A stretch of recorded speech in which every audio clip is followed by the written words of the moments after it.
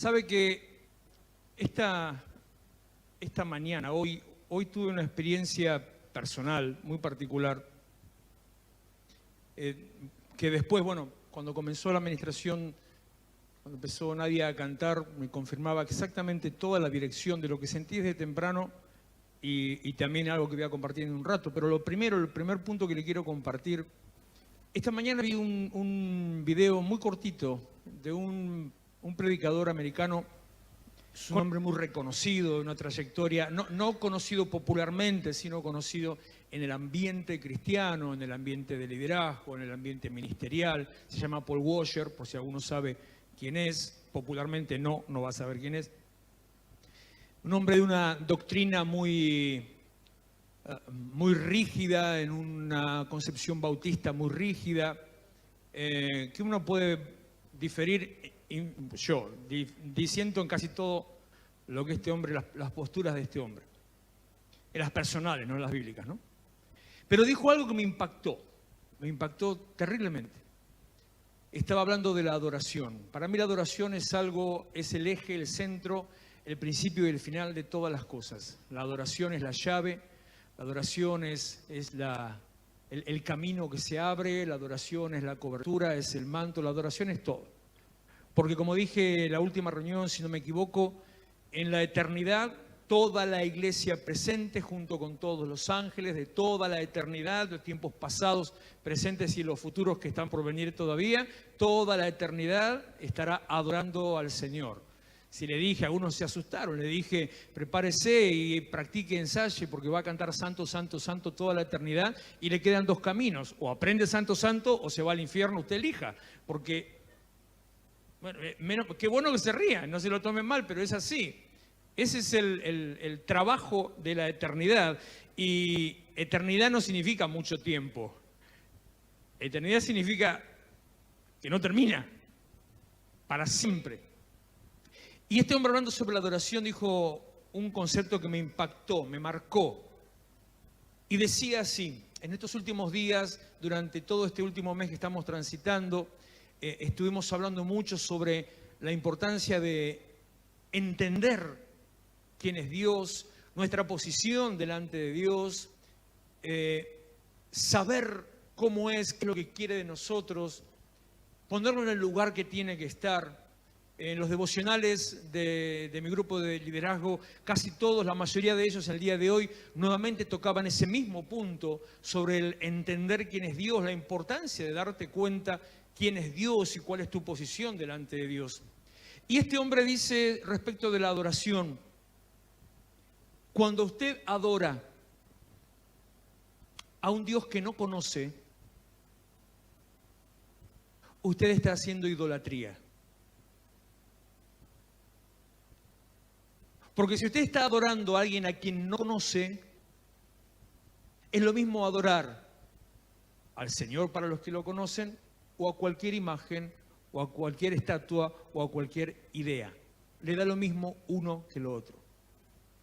Después, eso fue muy temprano, después al rato empiezo a leer la lectura del día de hoy y me encuentro con Isaías, que parte de la lectura del día de hoy dice: este pueblo de labios me honra, pero su corazón está lejos de mí. Y otra vez, el mismo punto. Qué peligro, porque podemos adorar sin saber quién Él es.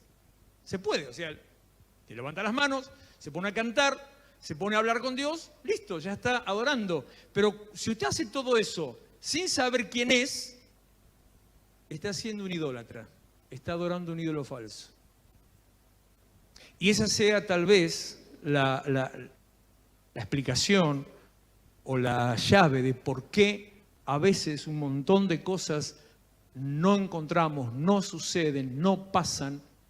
Porque a veces hay un montón de cosas que están trabadas, que uno dice, que las veo, las siente, que están trabadas, porque estamos siendo idólatras. De lo cual le voy a agregar un cachito más.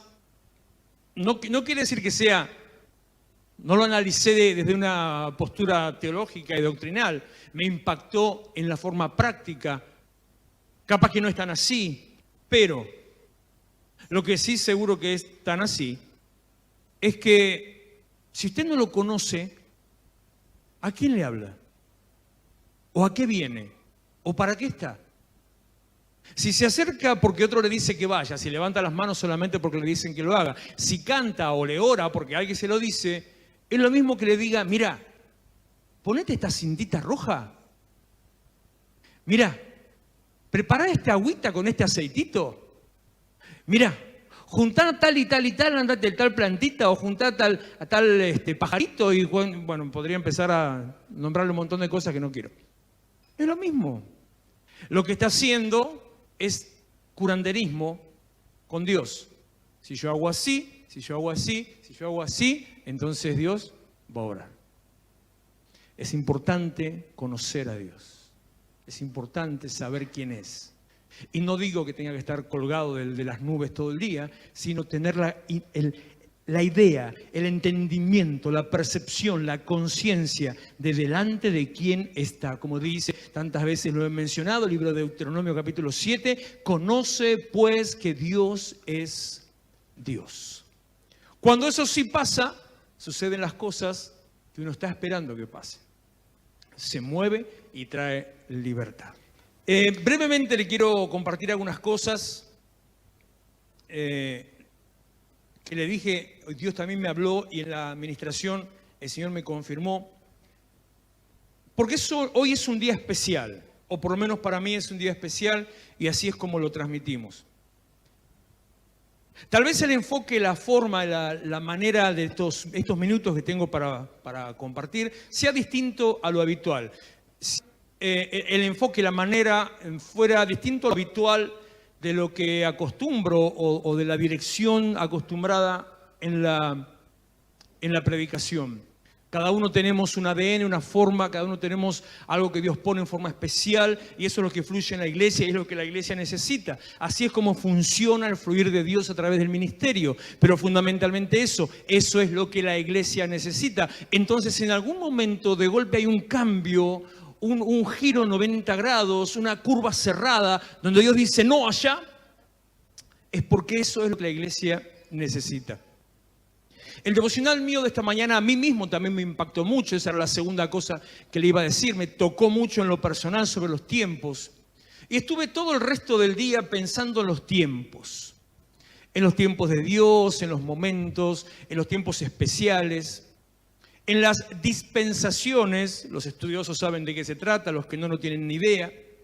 En teología se habla de dispensaciones, que son épocas en la Biblia, no que tiene que ver con algún tiempo especial, sino épocas que transcurren entre acontecimientos. Las dispensaciones que están en la Biblia, en la teología, muestran una forma distinta, evolucionada, entre el trato y la relación de Dios con el hombre. Y cada una de esas distintas evoluciones tiene que ver con una necesidad del hombre y un cambio en la forma, en la personalidad, en el pensamiento, en el entendimiento del hombre, del ser humano, de la humanidad. Hay 7 dispensaciones a lo largo de la Biblia que se enseña. Esto es teología, es aburrido, pero necesito hacerle esto rapidito así para que entienda el concepto.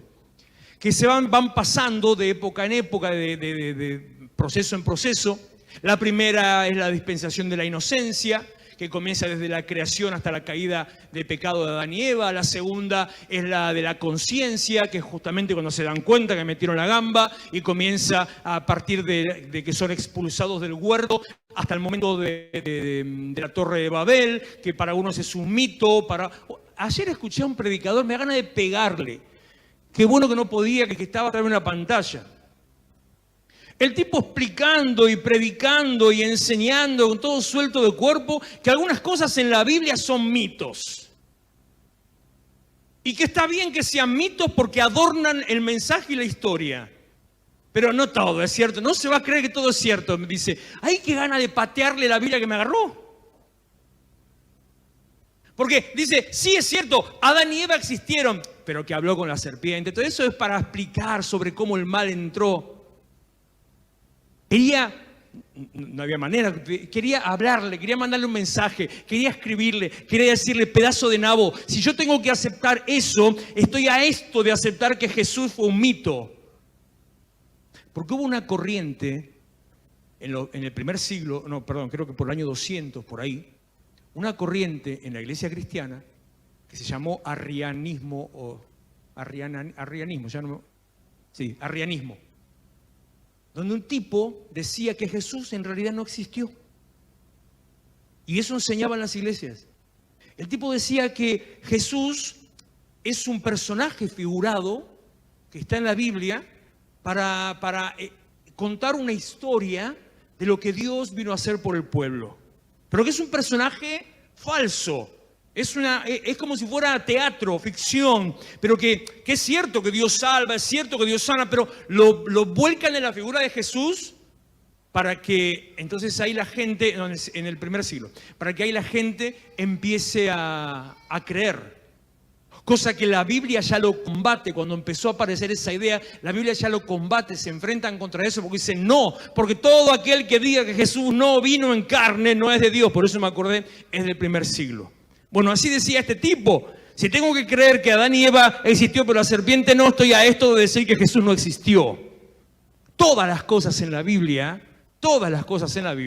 son reales y existieron. ¿Hay metáforas en la Biblia? Sí, las parábolas de Jesús, y una historia inventada para dar una aplicación. Después, salvo esas situaciones, todo es real. La segunda dispensación, la de la conciencia, empieza en la caída del hombre, llega hasta Babel, la famosa Torre de Babel, donde se confundieron las lenguas, donde todos empezaron a hablar en distintos idiomas, y eso obligó que se empezaran a separar, a desperdigar. La tercera, la del gobierno humano, que comienza a través del diluvio, después del diluvio, hasta el momento que se instaura la ley. Y hay otras más, y pasa ya no me acuerdo bien los nombres, llega hasta la dispensación de la gracia, que es en la que estamos ahora, pasa la de la ley, que es la anterior, la gracia que estamos ahora, y la que viene, la siguiente, la que todavía no está, es la dispensación del milenio, que habla de 1000 años de Cristo reinando sobre la tierra. Todas ellas hablan de la relación de Dios con su pueblo y con la humanidad. Es que Dios es ordenado. Dice 1 Corintios capítulo 14, no sé qué versículo es, dice que Dios no es Dios de desorden, no es Dios de confusión, Dios es Dios de orden. Claro, un orden que es a la manera de Dios. Los religiosos se agarran de eso para decir esto es del diablo, esto de Satanás, esto de Belcebú y esto de Lucifer, ya que estamos para variar los nombres. No es ese orden. Los religiosos dicen tenés que usar corbata en el púlpito porque Dios es Dios de orden. Nunca lo vi a Jesús con corbata, no sé dónde sacaron esa idea, no sé qué tiene que ver. El orden de Dios tiene que ver sencillamente con Dios dice así, se hace así. Ahora Dios dice de esta manera, se hace de esta manera. Un Dios que en Jesucristo sanó a un ciego escupiéndole en la cara, que sanó a otro ciego haciendo barro, también escupiendo la tierra y refregándose en la cara. Un Dios que a través de Jesucristo va a buscar a un hombre que está tirado, postrado en la calle, al punto ahí de cometer, prácticamente de dejarse morir. Distintas maneras, distintas obras. Ese es el orden de Dios. Dios es un Dios de orden. Y este Dios de orden también tiene sus tiempos, sus maneras. Lo mismo decía en el devocional, estaba pensando en el devocional de hoy, que hablaba también que nos toca a nosotros. También para nosotros hay un tiempo en todas las cosas. Hay un tiempo donde tenemos que hacer tal cosa, hay un tiempo donde tenemos que hacer tal otra. Hay un tiempo donde hay que no hacer, hay un tiempo donde hay que sí hacer. Siga lo que Dios le diga. Dios es Dios de orden. Dios tiene un tiempo para cada cosa. Eclesiastés capítulo 3 lo dice. Hay tiempo de, eso sí se lo leo. Capítulo 3, versículo 1. Todo tiene su tiempo y todo lo que se quiere debajo del cielo tiene su hora. Tiempo de nacer y de morir. Tiempo de plantar y de arrancar lo plantado. Tiempo de matar y de curar. Tiempo de destruir y de edificar. Tiempo de llorar y de reír, tiempo de endechar y de bailar, tiempo de esparcir piedras y juntar piedras, tiempo de abrazar, tiempo de abstenerse de abrazar, tiempo de buscar y de perder, de guardar y de desechar, de romper y de coser, de callar y de hablar, de amar, de aborrecer, de guerra, de paz. Hay un tiempo para cada cosa. Decía esta mañana, y este es el punto al cual me llevaba el Señor para que hoy te repita, que ahora te repita. Tal vez vos estás viendo tu vida. Tal vez estás analizando tus opciones. lo que tenés por delante, lo que te pasó. Tal vez estás delante de o una inversión o una decisión, o estás esperando una respuesta de Dios. Tal vez estás estancado, trabado. Le repito, Dios no es Dios de confusión, Dios es Dios de orden. Si hay confusión en algo que estás, en cualquier área, en cualquier situación que estés, en lo que sea que estés pidiendo, diciendo o esperando, si hay confusión, si estás, me siento confundido, me siento perturbada, no sé qué hacer, no está Dios ahí. Clarísimo que no está Dios ahí. Dios está en el sentir que para donde empezás a ir, Él te hace sentir cómodo. Una frase muy evangélica que es real, pero a veces nos agarramos más de la frase que de la palabra, que dice, no me da paz, me da paz. Bueno, eso, dejando de lado la frase, te empezás a sentir tranquilo en que tomaste la decisión que tenías que tomar. Si hay confusión, si hay perturbación, si estás haciendo algo que te incomoda, no está Dios ahí. Y no estoy diciendo, y no confunda con el hecho de decir, estás haciendo algo y sentís presión. Estás por hacer algo y sentís opresión o ataque. No es lo mismo el sentir un ataque espiritual que sentir incomodidad. No es igual. No es lo mismo que estés haciendo algo correcto. Entonces todo se te levanta alrededor a que estés haciendo algo incorrecto y desde adentro no sentís. Cuando estás haciendo lo correcto y se levanta el ataque, la presión, la lucha es de afuera. Cuando estás haciendo lo incorrecto, la presión y la lucha es de adentro. Esa es la gran diferencia. Y así es como se siente. Pero Dios no es Dios de confusión. Tal vez estás esperando una respuesta, no llega. No es Dios de confusión. Estás confundido, nos está llevando, nos está enseñando a esperar y a confiar. Nos está llevando, nos está enseñando a ejercitar la paciencia, que es un arma de la fe. ¿Cuántos son pacientes? Levante la mano. Ay, gloria a Dios, santo es tu nombre. Estamos espectacular, yo no. No, yo ansioso, impaciente. Reconozco que aprendí a manejar la paciencia, la impaciencia. O sea, no actúo en forma imprudente por impaciencia, me quedo en el molde, espero, pero me morfo los dedos. No hago lo que no tengo que hacer, no digo lo que no tengo que decir, a veces me escapa algo, no voy para donde no, voy para donde sí, pero estoy adentro mío.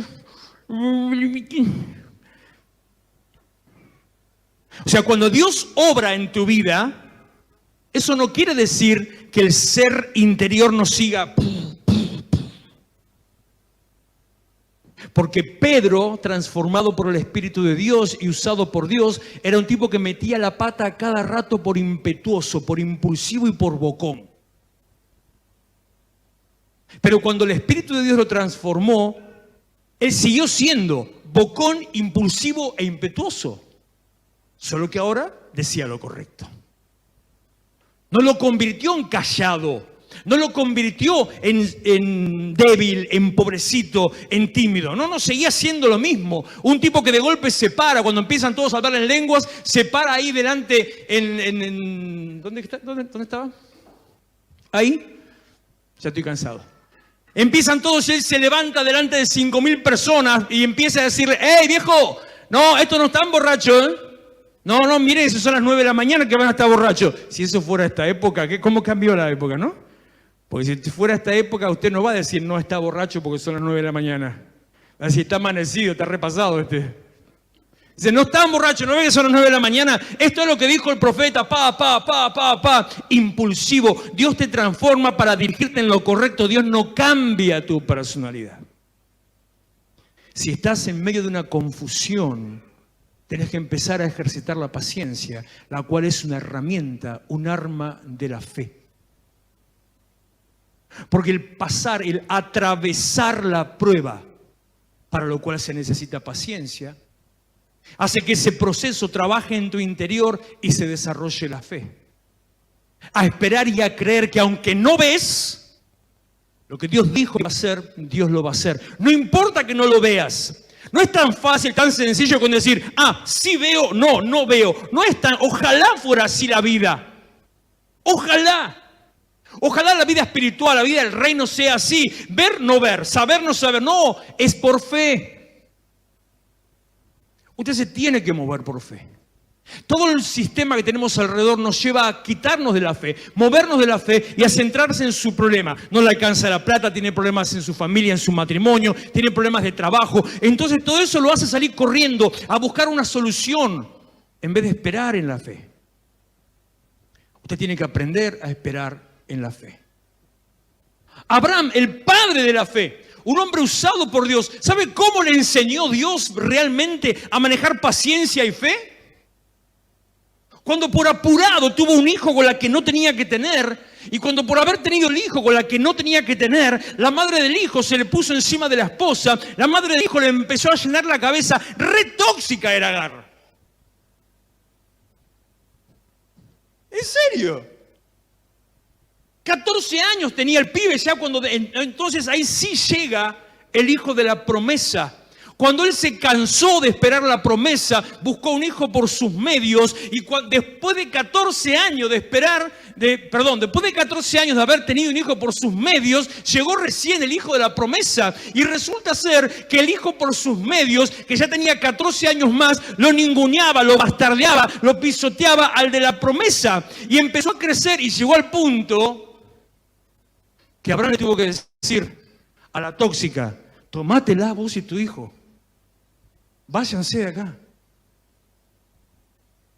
Y muchas veces lo enseñé esto en seminario, en teología. Si usted lo sabe bien, si no se entera ahora. Esa imprudencia de Abraham, esa apurada de Abraham, ese confiar en la carne y no en la fe, confiar en sus ojos y no en la palabra de Dios, confiar en lo que le mostraba el espejo y no lo que Dios le había dicho, es la raíz, la base, el centro, el eje de todos los conflictos que existen hasta el día de hoy en Medio Oriente. Todo, las guerras, las peleas, la división, el muro, todo nació ahí. Porque Dios, que siempre hace valer sus promesas y siempre respeta su palabra, a pesar de que vos seas un burro, cuando Abraham le dijo, tomátela de acá con tu hijo que me está trayendo problemas, Dios lo tomó al hijo y a la madre, a Agar y a Ismael, en medio del desierto donde se iban a morir y los apartó porque eran hijos de Abraham, también tenían un linaje espiritual y le dijo, tranqui que usted no va a pasar nada, se los llevó para otra tierra, vayan por camino del Arabá, los mandó a Arabia y nació la nación árabe. Hijo de Abraham, los que atacan constantemente a Israel, hijo de Abraham, por una imprudencia, por no esperar, por no tener paciencia. Muchas veces hablamos del concepto, y ya voy terminando porque ya me cebo y se va la hora. Hablamos del concepto de ser entendidos en los tiempos. El pastor Javier el miércoles pasado cuando estuvo mencionó eso, ser entendidos en los tiempos. Pero cuando hablamos de entendidos en los tiempos, lo utilizamos con otro enfoque. Hablamos de los tiempos espirituales para el accionar de la iglesia. Que por supuesto que es así. En este tiempo tenemos que hacer esto, en este tiempo hay que hacer tal cosa. La iglesia tiene que moverse así, la iglesia tiene que moverse así. Entendidos en los tiempos espirituales para el mover del reino de Dios. Perfecto. Pero también tenemos que ser entendidos en los tiempos de la demora o aparente demora del cumplimiento de las promesas que Dios nos dio. Entendidos en los tiempos de lo que Dios te prometió. Entendidos en los tiempos que tal vez vos estás queriendo recoger y es tiempo de tirar. Tal vez estás queriendo bailar y es tiempo de lamentar. Tal vez estás queriendo llorar y es tiempo de reír. O estás queriendo reír y es tiempo de llorar. Por eso me remito a mi devocional de esta mañana. Gálatas capítulo 4, versículo 4. Uno de la lista de versículos que me gusta, ¿viste?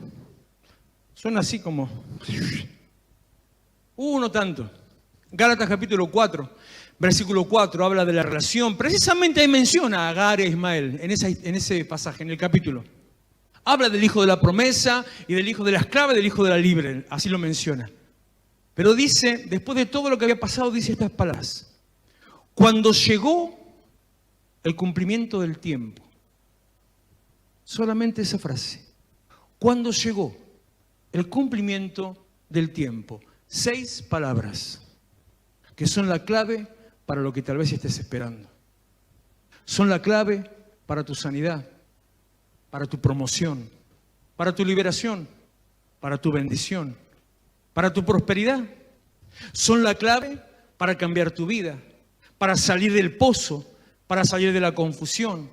Son la clave para que se haga realidad lo que Dios te dijo. Cuando llegó el cumplimiento del tiempo. Antes de ese cumplimiento del tiempo, ¿quién sabía que era el cumplimiento del tiempo? Solamente Dios. Antes del cumplimiento del tiempo, ¿sabía María? ¿Sabía José? ¿Sabía la nación? ¿Sabían los profetas? ¿Sabía Israel? ¿Sabían los sacerdotes? Nadie sabía. Estaban en medio de una crisis. Cuando se enseña esto de los tiempos espirituales, de la manifestación de la iglesia, se enseña lo siguiente. Jesucristo nació en medio de una época del mayor conflicto del Imperio Romano.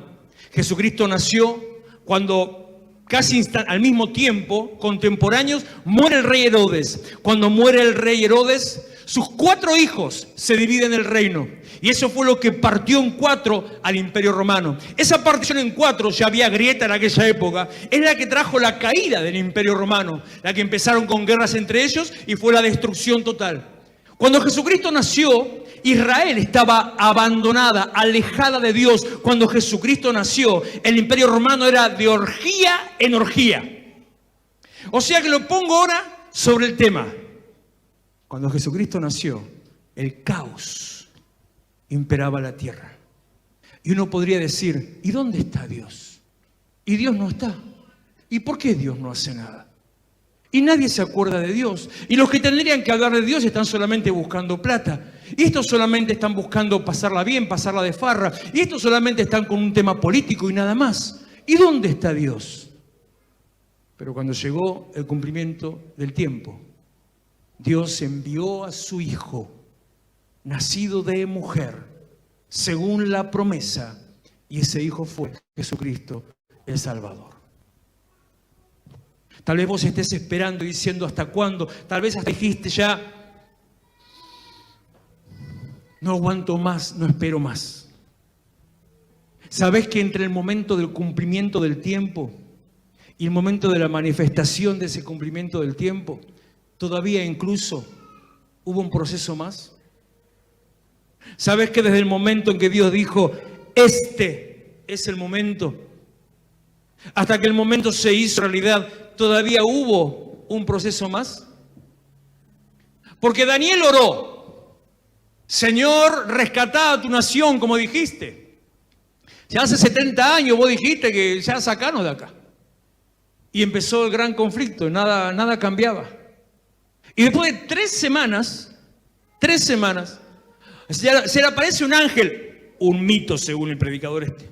Se le aparece un ángel y viene delante de él y le dice, che, Dani, tranqui, tu oración fue respondida desde el momento que vos la emitiste. Desde el momento que vos hablaste, fui enviado para traer salvación. Pero tuve un conflicto en el medio y me demoré 21 días en poder llegar. Desde el momento que Dios envió al nacimiento de Jesucristo, pasaron 9 meses hasta que Él naciera en Belén. Doble etapa de paciencia, doble etapa de fe para esperar lo que Dios va a hacer en tu vida. Pónganse en pie, por favor. Tal vez estás en la misma situación, encerrado y en la misma condición. Tal vez estás atado, perturbado en la oscuridad. Tal vez no encontrás la salida. Tal vez dijiste, como varios, como más de uno, más de 2 y unos cuantos más, no, ya. Hay uno que me dice todos los días, soy un desastre, pastor. Y yo también. La diferencia es que yo soy un desastre acá y vos sos un desastre en tu casa. Vení, seamos desastres los dos juntos y listo. Tal vez estás pensando que ya no hay salida, que no hay respuesta, que Dios se olvidó. Lo que tengo que decirte es, Dios siempre cumple sus promesas. aunque no lo merezcas, como Agar e Ismael. Aunque hayas tomado una decisión equivocadísima, como Abraham con Ismael y Agar. Aunque esa decisión equivocada, aunque ese conflicto en el que te metiste genere una situación terrible, que afecte a tu vida, a tu familia, a tu generación, como Abraham con Agar, Israel y hasta el día de hoy. Pero aún así, Dios bendijo a Ismael. Aún así, Dios rescató el linaje de Abraham. Aún así, Dios cumplió la promesa sobre la vida y la simiente de Abraham, que es lo que él le había dicho. Tal vez estás diciendo, ya no tengo salida, ya no sé a dónde mirar, ya no tengo escapatoria, como esa mujer de flujo de sangre. Como esa misma justamente, esa que dijo, si tan solo tocare el borde de su manto, que se dejó para el final, se gastó todo lo que tenía y dijo, no, ya no tengo salida, no tengo escapatoria, y de golpe encontró ahí a un momento que no lo esperaba, tuvo la sanidad, vino la respuesta.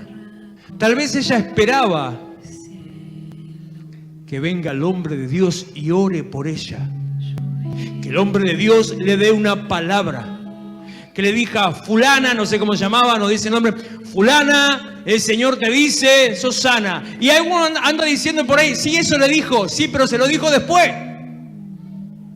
no antes. En medio de la crisis, en medio de la desesperación, esta mujer se tuvo que arrastrar, tuvo que empujar a la gente, tuvo que empezar a meterse, llegar hasta ahí diciendo, si tan solo tocare yo el borde de su manto, si yo al menos haga algo. A veces lo que tenés que hacer es actuar, aunque las situaciones pareciera ser que ya no dan, aunque el tema alrededor, aunque todo el entorno te diga basta. Hay un tiempo para cada cosa, hay una cosa para cada tiempo, hay un tiempo para cada cosa, hay un tiempo para actuar, y tal vez este sea tu tiempo de olvidarte lo que pasa, olvidarte el conflicto, olvidarte el problema, levantar tus ojos al cielo y también tus manos y aprender a ejercitar la paciencia, a esperar en Él, a confiar en Él y a entender que todo lo que Dios dijo, eso se cumplirá. Como dijo, y que en un momento en medio de la administración también lo dije, Isaías capítulo 14, versículo 24. ¿Quién impedirá lo que Dios quiera hacer? ¿Quién detendrá la palabra y la mano de Dios? ¿Quién va a hacer que no se cumpla lo que Dios decretó? Todo lo que Dios te dijo se cumplirá cuando llegue el cumplimiento del tiempo. Levanta tus manos. Te adoramos. Soberano, te doy gracias. Poderoso, te doy gracias. Bendecimos tu nombre, Señor, esta noche. Te doy gracias por tu misericordia, por tu majestad, por tu grandeza. Señor, por ser fiel hasta el día de hoy, por seguir siendo fiel. Señor, por no mirar nuestra bajeza ni nuestra miseria, sino mirar lo que pusiste en nosotros, tu espíritu en nosotros, tu espíritu en mí. Señor, te doy gracias porque sos propicio a nuestra necesidad, porque cumplís cada promesa. Te doy gracias, Señor, por cada uno en esta noche, aún aquel que está debajo de brazos caídos, aún aquel que se siente perturbado, angustiado, aún aquel que siente que no lo mirás. Te doy gracias, Señor, porque tu palabra se cumplirá. Te doy gracias, Señor, porque la promesa se cumplirá. Te doy gracias, Señor, porque viene el tiempo. Ya llega el tiempo. Esta es la hora en que el cumplimiento de la promesa llegará.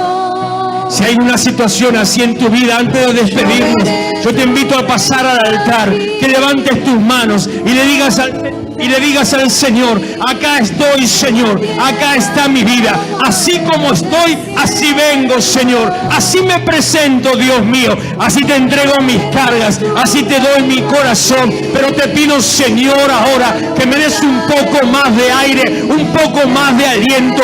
Yo creo, Señor, que la promesa se cumplirá. Yo creo, Señor, que cuando llegue el cumplimiento del tiempo, la palabra se hará realidad. Yo creo, Señor, que lo que prometiste, eso va a venir. Yo creo, Señor, que lo que me dijiste, eso sucederá. Señor, en el nombre de Jesús.